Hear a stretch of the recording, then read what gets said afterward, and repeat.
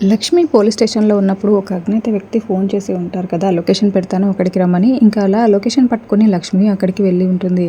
ఒక రూమ్‌లో లక్ష్మీ విహారీతో ఉన్న ఫోటోస్ అన్నీ ఇక్కడ పెట్టేసి వాల్‌కి అతికించి దారాలతో కట్టి అలా ఉండి ఉంటాయి. లక్ష్మి ఆ రూమ్‌లోకి వెళ్ళగానే చాలా షాకింగ్‌గా ఈ ఫోటోలన్నీ ఇక్కడెవరు పెట్టారు? అసలు ఏం జరుగుతుంది ఇక్కడ? అని అనుకుంటూ ఎవరది? ఈ ఫోటోలన్నీ ఎవరు పెట్టారు? ఇలా ఎందుకు పెట్టారు? అసలు ఏమనుకుంటున్నారు మీరు? అని లక్ష్మి అడుగుతూ ఉంటుంది. అది నిజమే కదా! అందులో ఉన్నవంతా నిజమే కదా! ఈ బంధాన్నే కదా మీరు దాచిపెడుతున్నారు. ఎవరికీ తెలియకుండా దాచిపెట్టింది ఈ బంధాన్నే కదా! అందులో అబద్ధమేముంది అని హ్మ్.